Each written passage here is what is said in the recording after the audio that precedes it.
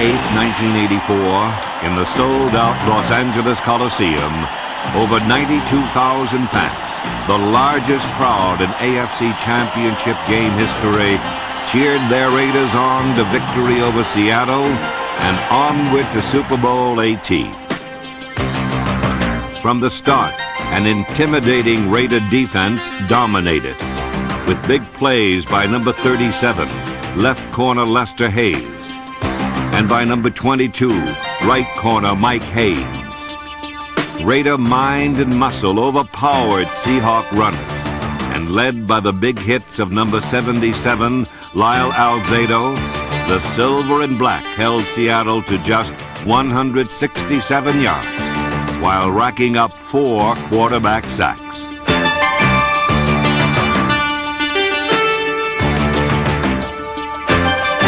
Raider defenders attacked relentlessly, with tough coverage by linebackers like Jeff Barnes, number 56.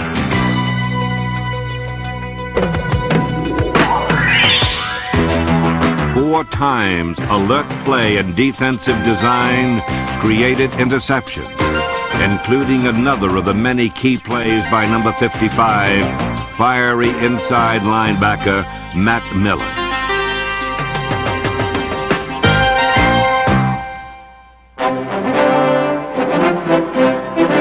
Battle-hardened quarterback Jim Plunkett handled an offense that controlled the ball for 37 minutes, completing passes to receivers like number 80, speedster Malcolm Barnwell.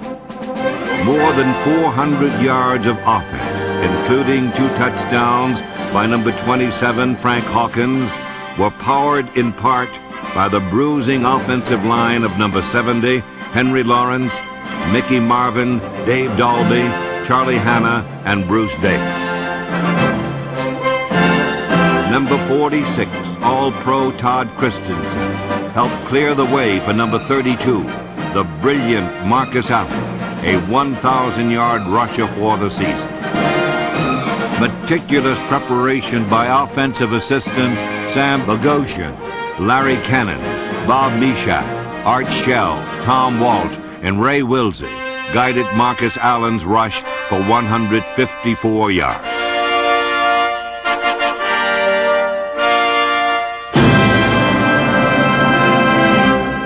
Allen also caught 7 passes and totaled 216 yards, as these proud Raiders, under head coach Tom Flores, won another championship 30-14. You guys were magnificent. We played a great football game, dominated. We deserve to be the champs and represent this conference. We're going to Tampa, baby. We're going to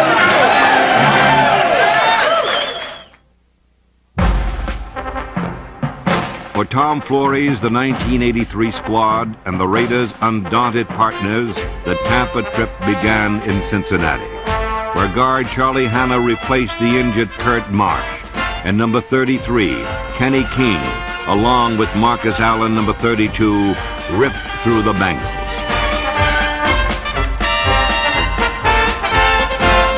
In this 200th consecutive game for linebacker Ted Hendricks, the defense dominated Cincinnati runners, receivers, and passers. Number 71, talented rookie Bill Pickell, had 2 sacks, and Pro Bowl-bound Howie Long, number 75, helped seal a 20-10 triumph.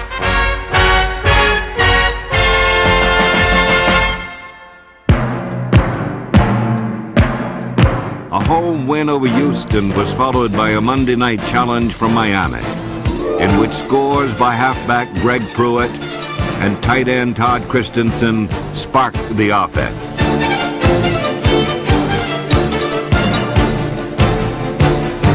The defense featured fierce tacklers like Ted Watts, Rod Martin, Van McElroy, and Irvin Phillips, while turnovers were created by aggressive backs like James Davis, number 45.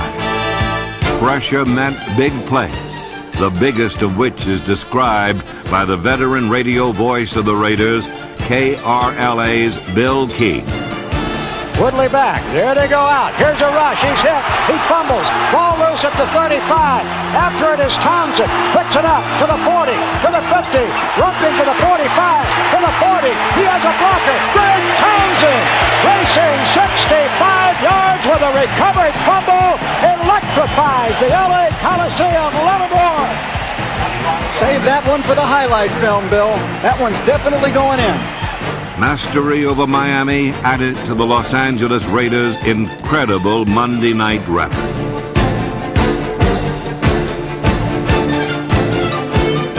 In Week 4, the Raiders traveled to Denver's Mile High Stadium, where intimidating defense confronted the Broncos, and where John Elway was welcomed by Ted Hendricks and by Van McElroy, number 26, who intercepted twice. The Raiders recorded 5 sacks, 2 by number 93, ferocious rookie defensive end Greg Townsend. And while the defensive line pillaged the Bronco pass pocket, the offensive line of Davis, Hanna, Dalby, Marvin, and Lawrence allowed time to find number 21, Cliff Branch, for 2 touchdowns and a 22-7 victory.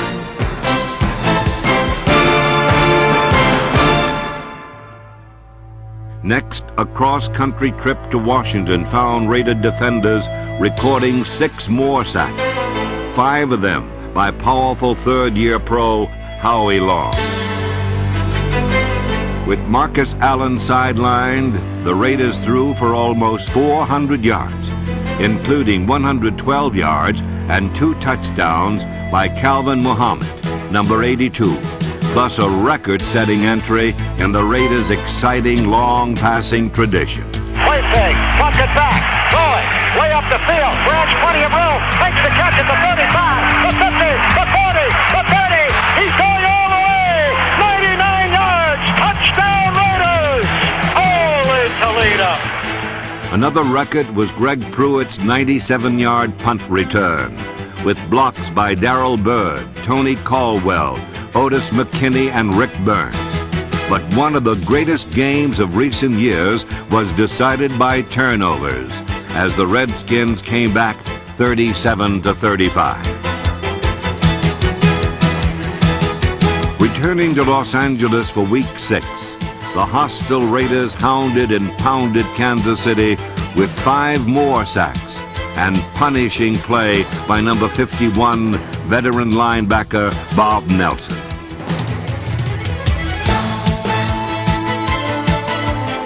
Jim Plunkett, utilizing Raider receiving depth, hit number 28 Clee Montgomery, then went to the league's top pass catcher in 1983, tight end Todd Christensen, number 46. Marcus Allen demonstrated his passing skill with a touchdown to gifted rookie Dokie Williams, number 85, as the Raiders remained atop the tough AFC West.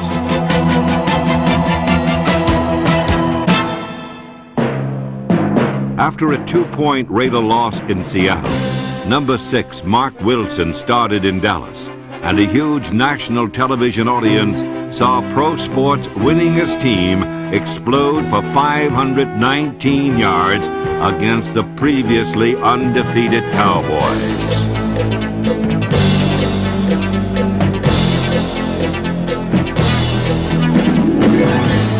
Number 31, tight end Derek Jensen scored an important early touchdown, and Raider running back showed their versatility as number 32, Marcus Allen, displayed multiple talents as a runner and as a receiver. And the Raider attack was complemented perfectly by tenacious fullback Frank Hawkins. Wilson goes back with a play fake, has time. He's throwing down the right side. Hawkins, touchdown Raiders! Third-year pro Frank Hawkins demonstrated his versatility, not only by catching a touchdown pass, but also by rushing for 118 yards and another Raider touchdown. The silver and black defense controlled the vaunted Cowboy ground game, and came up with timely interceptions by cornerback Ted Watts, number 20, and by safety Otis McKinney, number 23. Then came another last-second drive that gave meaning to the Raiders' commitment to excellence. Wilson back again, steps up, throws. Williams wide open on an out pattern. First and goal to go. Wilson will hold the spot. The kick, it is good, and Barr with a 26-yard field goal. Chris Barr's kick behind Shelby Jordan, Don Mosbar, Ed Moransky, and Don Hasselbeck gave the Raiders a 40-38 triumph.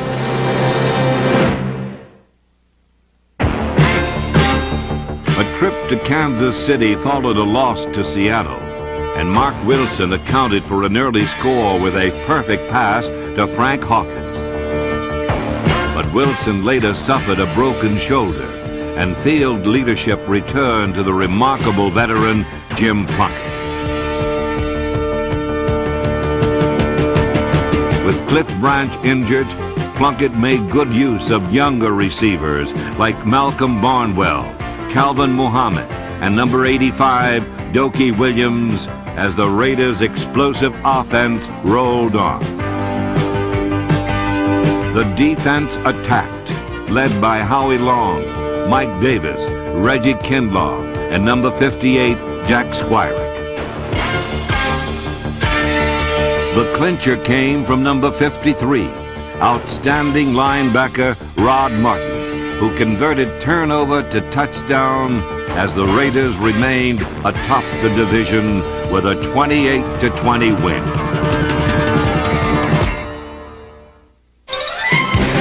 After 10 weeks, the Raiders were 7-3, and loyal Los Angeles fans came out to support their drive for an 11th division championship. In a tight struggle with the contending Broncos, the Raiders overcame a 10-point deficit and again gave Denver passers and ball carriers constant pressure, from the young warriors of the AFC's top pass rush to the gallant veterans of the silver and black defensive brigade.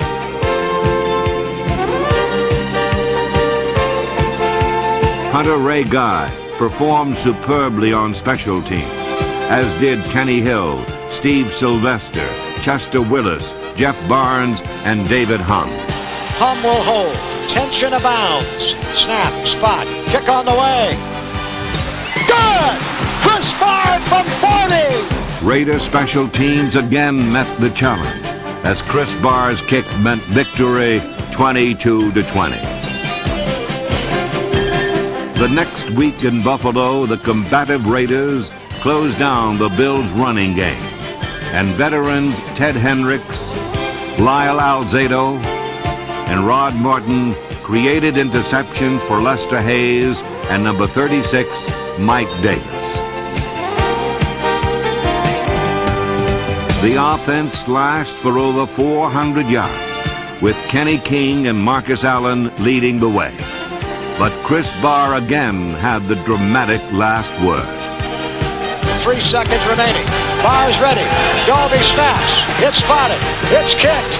It's good! And the Raiders have won! In San Diego, Todd Christensen moved closer to his season's total of 92 receptions, an NFL record for tight ends. Jensen in motion all the way across. Quick toss to Allen. Fakes left, comes back right, throwing deep. Christensen open, makes the catch at the 5. Touchdown Raiders! Holy Toledo! Plunkett, play fake, back, looking at the end zone. Which one? Christensen! Touchdown Raiders! As Plunkett really hung that one on a rail, a frozen rope. It's to Christensen. He makes a one-handed catch. Touchdown Raiders! The feared Raider defense also shown on the Thursday night telecast with 6 sacks and 4 turnovers, including interceptions by strong safety Mike Davis and by free safety Van McElroy, and still another touchdown return by Rod Martin. Los Angeles overcame a 10-point deficit to score 42 unanswered points, and including a victory over the Giants a week earlier, had won 5 in a row.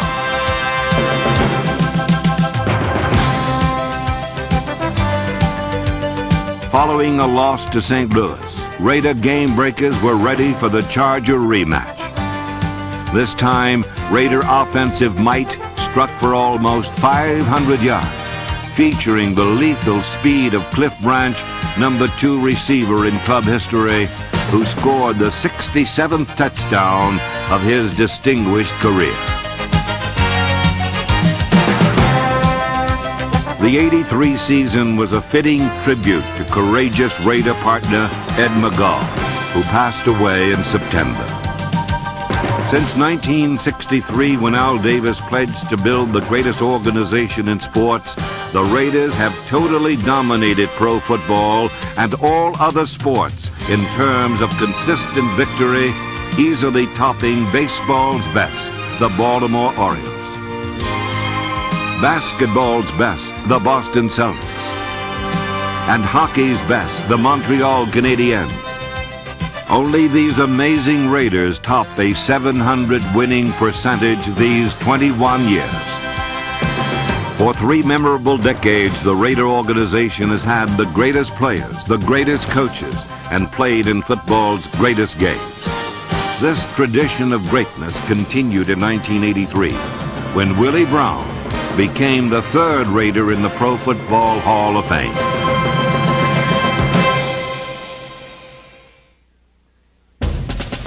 New Year's Day 1984. Over 92,000 Los Angeles fans witnessed the AFC playoff against the Central Division champion Pittsburgh Steelers. All right, here we go. Stout back, sets up, delivers one to Sweeney, intercepted Hayes, 18-yard line, 15, 10, 5, touchdown Raiders! Mr. Hayes! Hayes' touchdown triggered a dominating defense, led by middle guards Reggie Kinlaw, number 62, and Johnny Robinson, number 68. 5 times, Steeler quarterbacks were sacked, thanks to aggressive strategy by defensive coaches Willie Brown, Chet Franklin, Earl Leggett, and Charlie Sumner. A Raider offense that would not be denied posted over 400 yards and 4 touchdowns, one of them a reverse field gem by Kenny King. Frank Hawkins blasted across behind Derek Jensen and Shelby Jordan, and also helped clear the way for Marcus Allen, who went topside for still another Raider touchdown.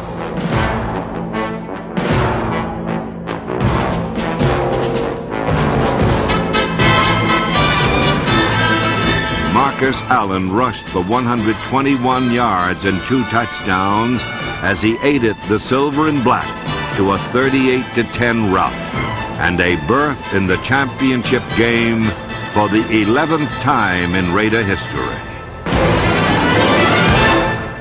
All right, we know it has to be done, and we know how to do it. I'm proud of you. You guys were great. After devastating Seattle 30-14 for the AFC Championship, the Raiders were bound for glory and their 4th Super Bowl. Tom Flores and every wearer of silver and black were primed and ready. This is it, gang. This is it. The Raiders dominated the NFC champion Redskins in every way. First, special teams captain Derek Jensen, prepped by coach Steve Ortmeyer and assistant coach Terry Robisky, blocked a punt and recovered it for the game's first touchdown.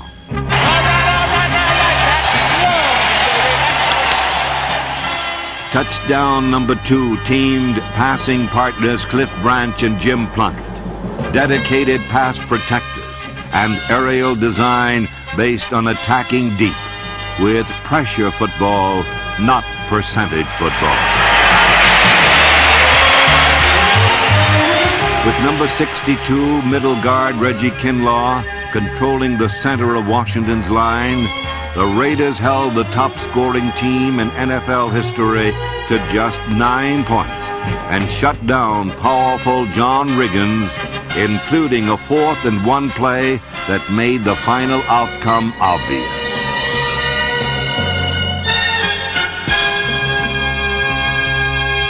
Playing with controlled fury, Raider defenders downed Joe Theismann 6 times, led by Rod Martin, Matt Millen and company. A Mike Davis safety blitz forced 1 turnover, while another blitz helped 6-time All-Pro Mike Haynes intercept. But the biggest turnover occurred just before halftime. Theismann back, looks off to the left, and he fires it out there, intercepted, Jack Squirrel, touchdown Raiders! I don't believe it! Holy Toledo!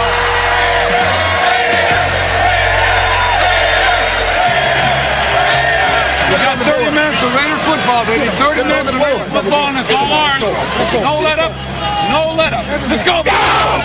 There was no let-up, as these Raiders dominated, as no Super Bowl team ever had. From veterans like Alzado, Nelson, Guy, and Dave Stalls, to youngsters like Long, Townsend, Pickell, Jim Romano, Jack Squirek, and most valuable player Marcus Allen, who set a Super Bowl record with 191 yards rushing. Here's a quick pitch. Going to the right is Allen back in the game. Cuts back at the 50. He may have a chance to go all the way. 45-40. Down to the 30. One man has an angle. Washington finally gets him and pulls him out of bounds at the 20-yard line. Holy Toledo, Marcus Allen. Plunkett giving the ball here to Allen. Cut back over the middle. Dances 3, 2, 1. Touchdown Raiders. A marvelous piece of zigzag dancing. 26-yard line. Plunkett giving to Allen, sending him wide left. He has to reverse his field, but he gets away for a moment. Comes back up to the middle, 30, 25, 40. Breaks past 2 men at the 50, down to the 40, picking up a blocker. Holy Toledo!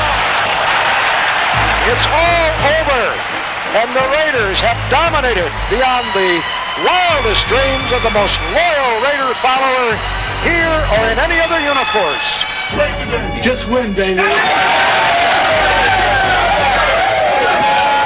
I just want to say, 2 years ago, when we came to Los Angeles, I really believed that the greatness of the Raiders would be in its future. And with all the great teams we've had, I think today that this organization, this team, this coaching staff dominated so decisively that 2 things must be said. Not only, in my opinion, are you the greatest Raider team of all time, I think you rank with the great teams of all time that have ever played any professional sport. Just win, baby.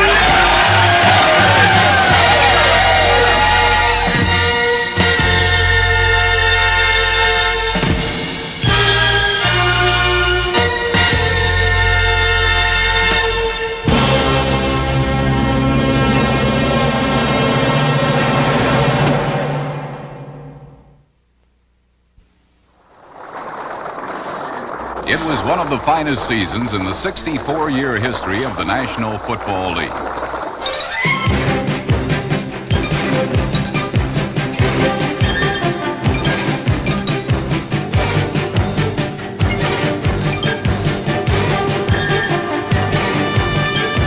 In all of professional sports, no other league packs so much excitement and drama into game day.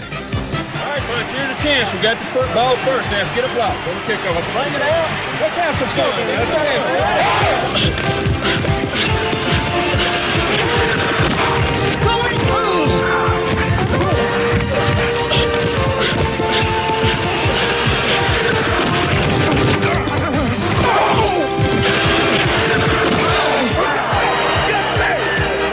As always, there were dominant players and dominant teams.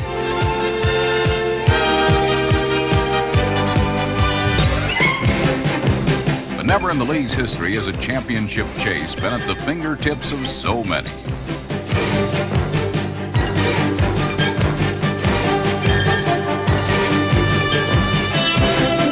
Detroit Lions rode the enthusiasm and talent of running back Billy Sims, number 20, to their first division championship since 1957.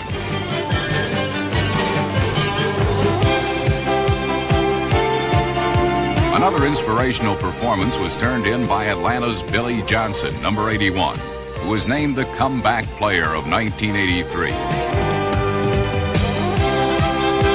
After 2 knee operations as a Houston Oiler, a brief stint in Canada, and a year on the bench in Atlanta, it seemed that the career of Billy White Shoes was over.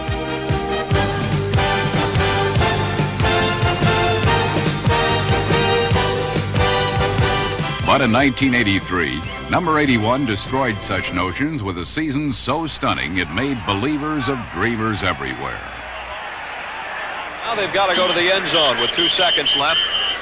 Are we talking Hail Mary, or are we talking reception and lateral? I would say right here you've got to go to Billy White Shoes and let him do a little dance with the ball and try to go for the end zone. Here come the Falcons with Hodge, Bailey, and Johnson all to the left side. 2 seconds remain. 49ers will come with a 3-man rush. Bartkowski to throw. He is going long down the near sideline. It's going to be a jump ball, and it is pulled down by Billy Johnson. Johnson inside the 10, 5. He is down. He is. Give it to him. He's in. Touchdown. Touchdown, Atlanta. Billy Johnson. It's a touchdown. No time on the clock. The Falcons have won it. They pulled it from nowhere. The Falcons have won it. Big Ben left, and it worked.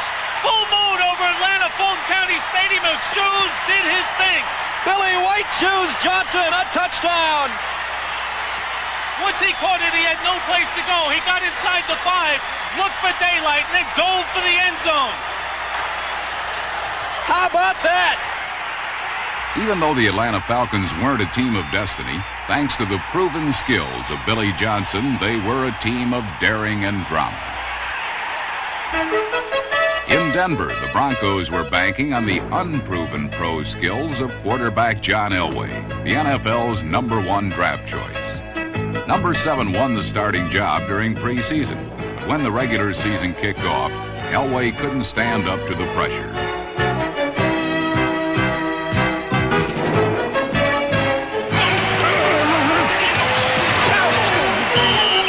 Denver's complex offense disoriented Elway, and he spent much of his first season just trying to get his bearings.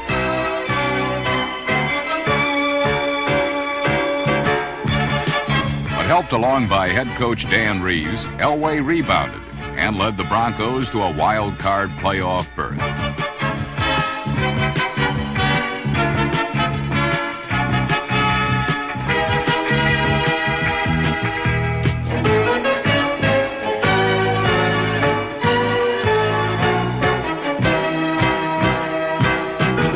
Never before has youth played such a part in turning NFL teams around. Running backs Eric Dickerson of the Rams, Kurt Warner of the Seahawks, and quarterback Dan Marino of the Dolphins all were rookies who were instrumental in their team's assault on the playoffs.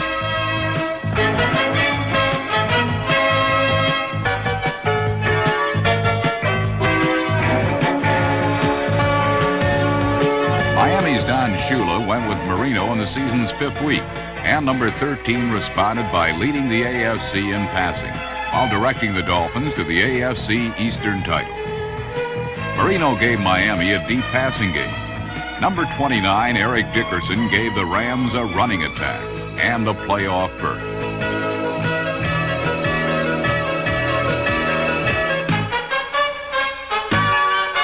Eric's 1,808 yards rushing led the NFL and were the highest total by a first-year player in NFL history.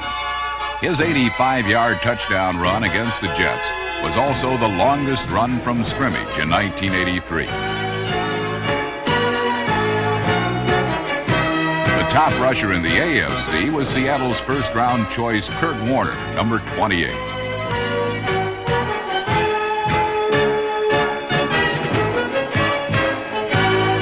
Thanks to this versatile and elusive rookie, the Seahawks soared to the first playoff berth in franchise history and made Chuck Knox the first head coach to lead 3 different teams into postseason play. When the H got over here, they were going to overshift the line, and they were not going to adjust the second. NFL 83 was a season of complexity.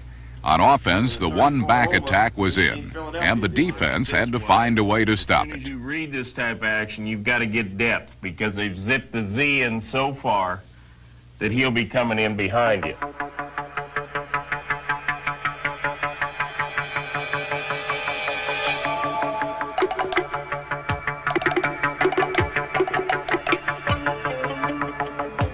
Modern defense is formulated around strength in numbers.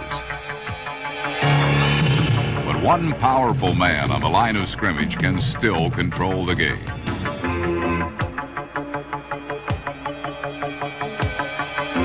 Outside linebackers like Lawrence Taylor of the Giants and number 53 Hugh Green of the Buccaneers emerged as the most dominant defenders in the game today. Their rare blend of athletic skill destroyed the best laid plans of an offense.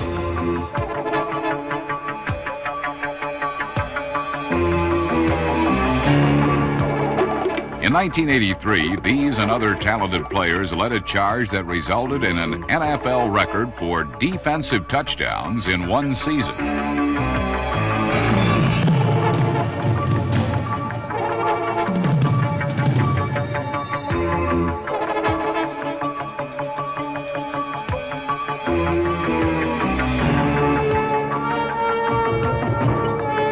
With offenses spread all over the field and passing the football at a record clip, turnovers turned into touchdowns as defenders found that they could remedy an unfavorable situation with a single blow.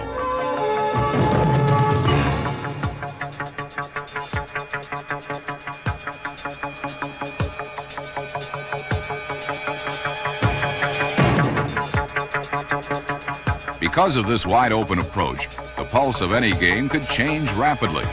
But this was more the result of the NFL's offenses, whose imaginative plans of attack were as deceiving as they were delightful to watch.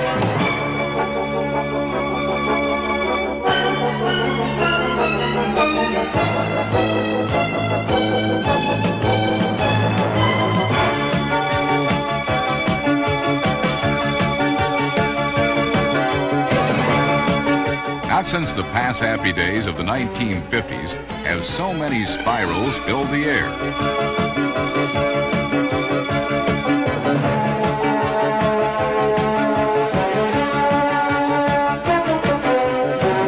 Green Bay's Lynn Dickey was one of three quarterbacks who threw for over 4,000 yards.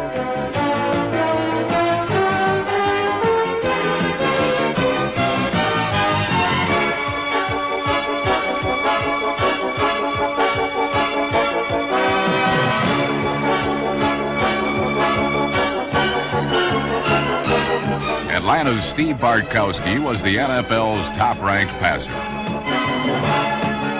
With 92 receptions, Los Angeles Raider tight end Todd Christensen led all receivers.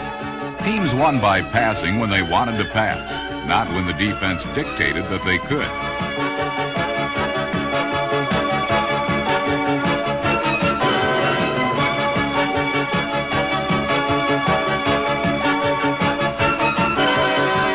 While 1983 featured great individual talent, only the great teams won.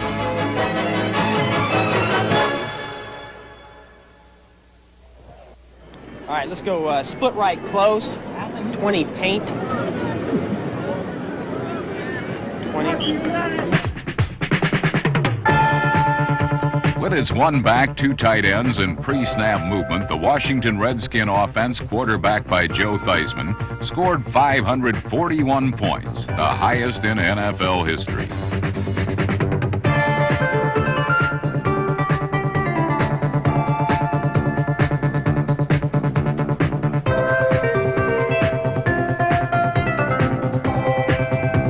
Their flash dance passing was complemented by bullish John Riggins, who set an NFL record with 24 touchdowns.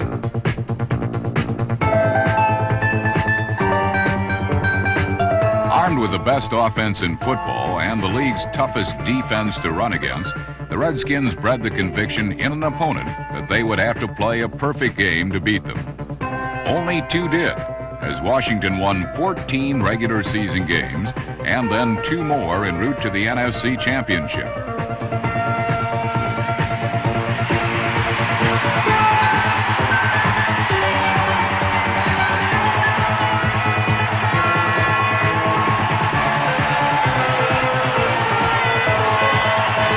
The rise of the Redskins over the past 2 seasons has been at the expense of one of the league's most consistent winners, the Dallas Cowboys. In 1983, the Cowboys' shotgun was loaded once again with deadly ammunition.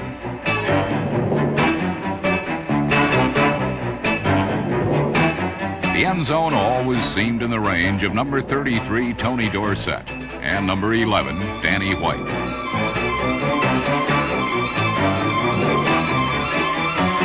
On both sides of the football, Dallas could shoot down an opponent, and 12 times in 1983, they did just that.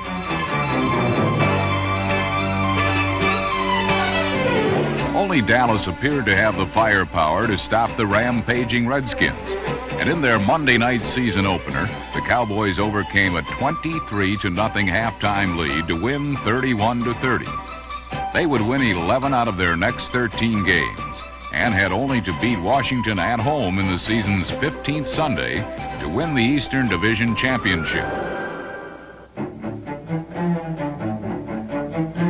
It began as a typical Cowboy and Redskin shootout.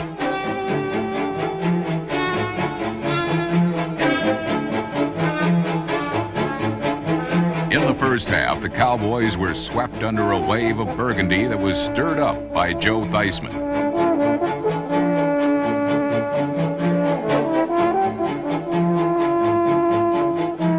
Late in the third quarter, with the contest still undecided, the Cowboys faced a 4th and 1. The plan was to lure Washington off sides and never snap the ball. But at the line of scrimmage, Danny White audibled into an off-tackle play that proved to be the downfall of the Dallas Cowboys. Dallas was routed 35-10. And 2 weeks later, the Los Angeles Rams kicked the Cowboys right out of the wild card playoffs.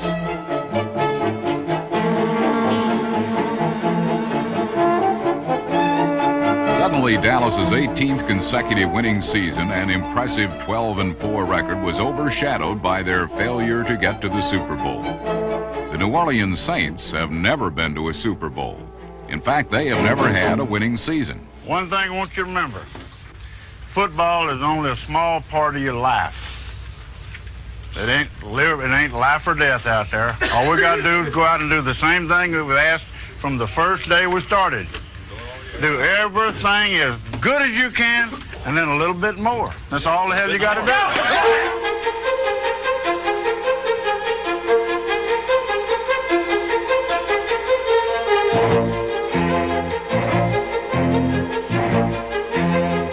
In his 3rd year as head coach, Bum Phillips rebuilt the Saints into a team that learned how to win.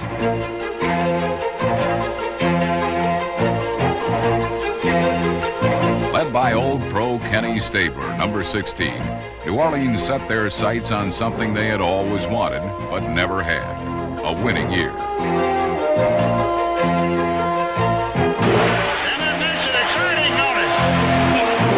Much of the excitement stemmed from Bum's defense.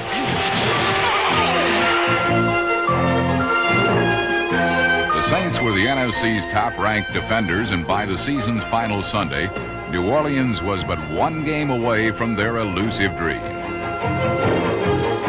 Only the Los Angeles Rams stood in their way. Unfortunately, the Saints threw away their golden moment as the Rams scored on a punt return and 2 interceptions.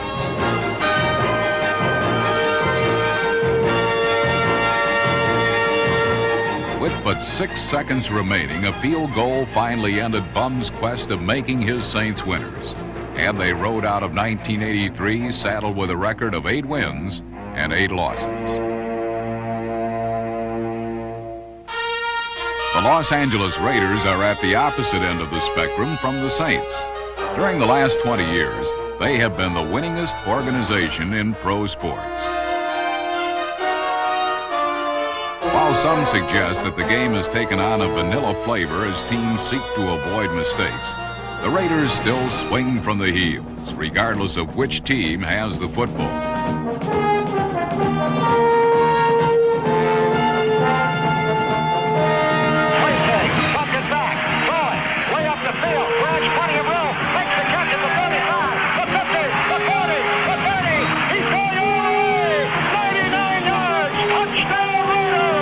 The Raiders' philosophy is simple. Great players make great plays. Led by stars like Marcus Allen, number 32, they prove this by running away with the AFC Western Division title for the 9th time in the last 14 years.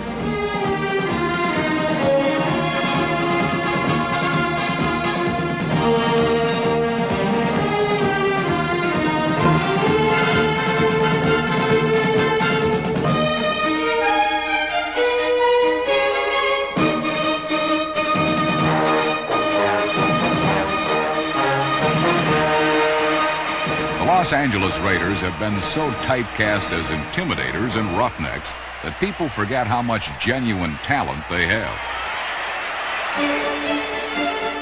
But in the playoffs, they not only displayed their talent, they also showed that they were a team that knows how to run when the wire is near.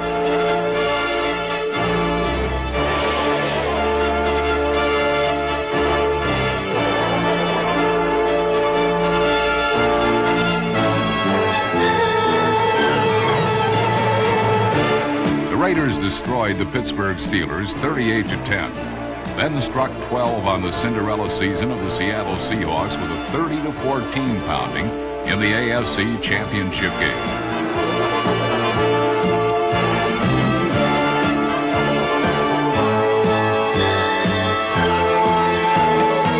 Only the Redskins blocked the championship chase of these mighty Raiders. You guys were magnificent. We played a great football game. We deserve to be the champs and represent this conference. We're going to Tampa, baby. We're going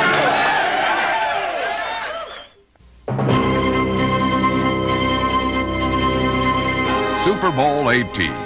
The Los Angeles Raiders and the defending world champion Washington Redskins.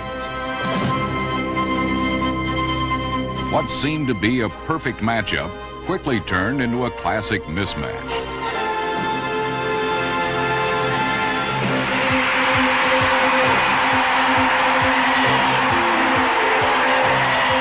The Raiders scored immediately, then turned loose their stable of thoroughbreds on the stunned Redskins.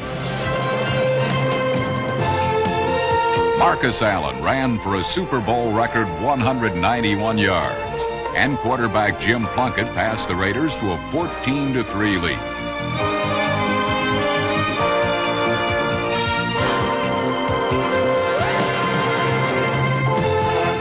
Redskins head coach Joe Gibbs watched helplessly as Raiders cornerback single-covered his speedy wide receivers. This freed the corner linebackers from outside pass coverage and allowed them to blitz and pressure Joe Theismann.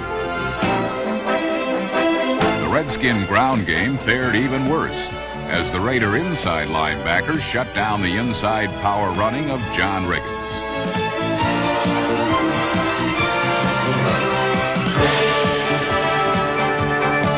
But 12 seconds remaining in the half, the Redskins were backed against their own goal line. But instead of running out the clock, they gambled. I felt that being behind 14-3, I was not comfortable with falling on the ball. I just wasn't going to do that. And as a matter of fact, the statement was made on the sideline, hey, maybe we ought to run a play. And I said, no, we're not. It was my decision. I made it. Gibbs' decision resulted in Jack Squirick's interception and gave the Raiders a 21-3 halftime lead and ended the competitive phase of Super Bowl 18. I think that if there had been a way for me to be on that sideline at that point in the game and stop the world right there, and if I could have, at that point, taken a vote from everybody that had been there or been watching on TV, and I think there'd been a lot of people said, hey, yeah, let's take a shot, you know, let's give that thing a shot. We don't want to just fall on the ball. We haven't done anything all day. I think there'd been a lot of people that would have said that. After it happened, I don't think I can find 5 that would say that, but that's my job. The Raiders raced to a blowout of unthinkable proportions, a 38-9 victory over the defending world champions.